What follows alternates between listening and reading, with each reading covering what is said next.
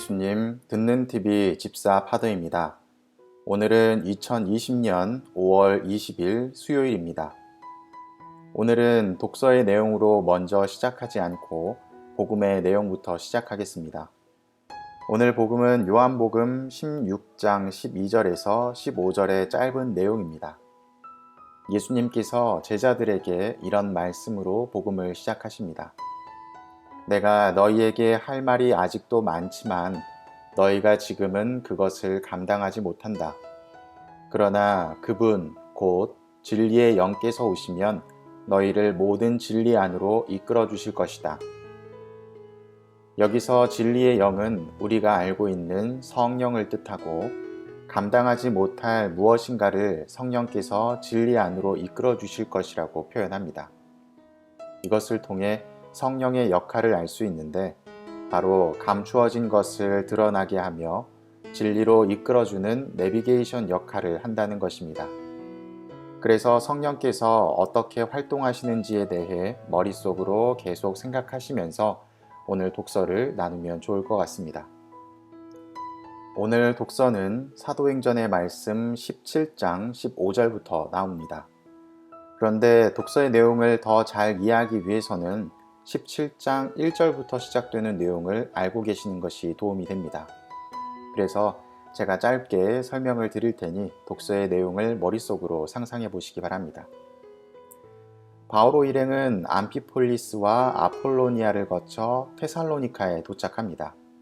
그리고 유다인들의 회당으로 가서 그들과 토론을 벌입니다. 그 토론의 내용은 예수님이 바로 메시아라는 사실을 그들에게 전하는 것이었습니다. 테살로니카에 있던 디아스포라 공동체는 예수님의 일화를 알지 못했기 때문에 성경에 나타나 있는 메시아를 아직도 기다리고 있었습니다. 그래서 바오로는 그들에게 우리가 고대하던 메시아가 왔고 그 메시아가 예수님이란 것을 설명하고 있었던 것입니다.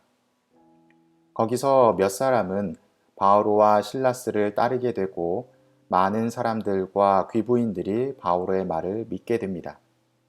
그런데 어느 집단이든지 질투심에 눈이 먼 세력이 있듯이 바오로의 이런 활동에 질투심을 느낀 유다인들이 불량배를 내려다가 군중을 선동하여 그 도시를 혼란에 빠뜨립니다. 그리고 시 당국자들에게 야손과 몇몇 형제들을 고발합니다. 야손이 바오로와 실라스를 숨겨주었기 때문입니다. 그러면서 이렇게 이야기합니다. 예수라는 또 다른 임금이 있다고 말하면서 황제의 법령들을 어기고 있습니다. 이렇게 유다인들은 시 당국자들을 자극합니다. 그러나 보석금만 내고 풀려나게 되죠. 그리고 그날 밤에 야손과 형제들은 바오로와 실라스를 베로이아로 떠나보냈습니다. 그리고 바오로와 실라스는 또다시 유다인들의 회당으로 향하였고 말씀을 전합니다. 다행히 그 지역의 사람들은 바오로의 말이 사실인지 알아보려 성경을 연구하였고 많은 이들이 믿게 되었습니다. 그런데 바오로를 고발하려 했던 유다인들이 거기까지 쫓아와서 또다시 군중들을 선동하고 자극합니다. 그 뒤에 형제들은 바오로를 아테네까지 인도합니다. 오늘 독서의 내용은 여기서부터 시작됩니다. 아테네에 도착한 바오로는 도시가 우상으로 가득 찬 것에 격분합니다. 그도 그럴 것이 그리스인들은 종교적인 것에 집착했고 유일신을 믿는 것이 아니라 다신교를 믿는 사람들이었습니다. 그리고 자신들의 논리를 사람들 앞에서 펼치기를 좋아했습니다. 그래서 유다 회당에서 선교하던 바오르는 광장에 나가 사람들과 그리스도에 관해 토론을 합니다. 그것에 관심을 가진 몇 사람이 바오로를 아레오파고스로 데리고 가서 하고 싶은 말이 있으면 해보라고 이야기합니다. 아레오파고스는 언덕의 이름인데 자세한 사항은 찾아보시기 바라며 간략하게 설명만 드리도록 하겠습니다. 아레오파고스는 아테네에서 가장 오래되고 유서 깊은 법정이었습니다. 여기서 살인이나 상해, 방화, 독살 등에 관련된 재판이 이루어졌습니다. 또한 이곳에서 중요한 정치 제도도 정해지게 됩니다. 이런 곳에서 바오르는 사람들에게 그리스도를 전한 것입니다. 그리고 바오로는 그곳에서 그리스도가 누구이신지에 관해서 그들의 관심을 끌만한 주제로 표현합니다. 모든 것의 주인이시며 만물을 창조하신 분이 하느님이시고 그분의 아드님이 세상에 오셨고 오신 뒤에 우리를 위해 돌아가시고 부활하셨다라는 진리를 그들이 듣고 깨달을 수 있는 방법으로 표현합니다.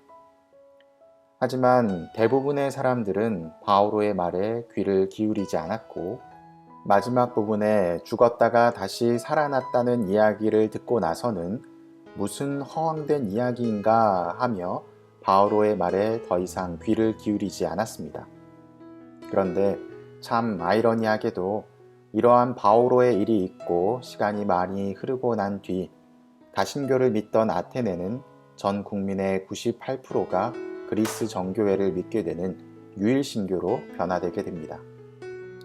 그래서 아레오파고스에 가게 되면 바오로가 사람들에게 이야기했던 내용에 관련된 비석이 세워져 있습니다. 바오로 사도가 아레오파고스에서 이야기한 내용을 자세히 말씀드리진 않았지만 오늘 독서에서 저 개인적으로 가장 눈에 띄는 한 구절이 있는데 그것은 더듬거리다가 그분을 찾아낼 수도 있습니다 라는 말씀입니다.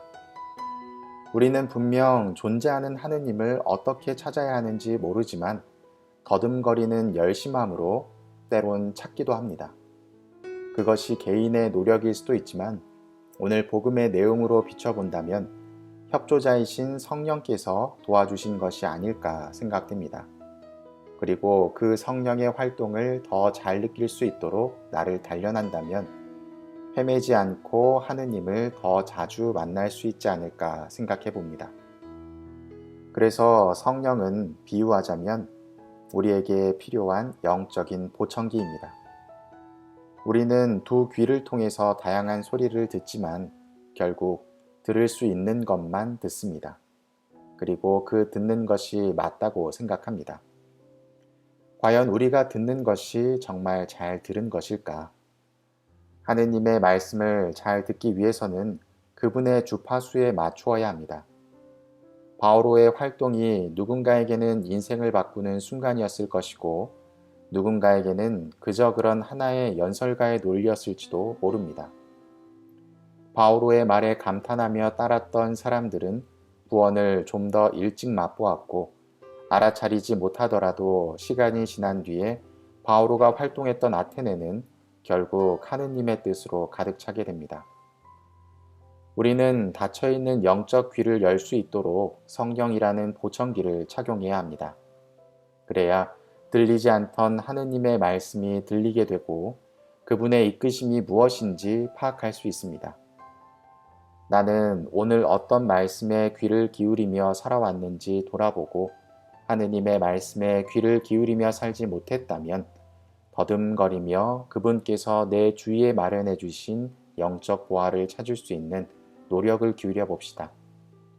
보이지 않지만 우리 주변에는 많은 영적 보화들이 마련되어 있고 조금만 노력한다면 다양한 것을 쟁취할 수 있을 것입니다.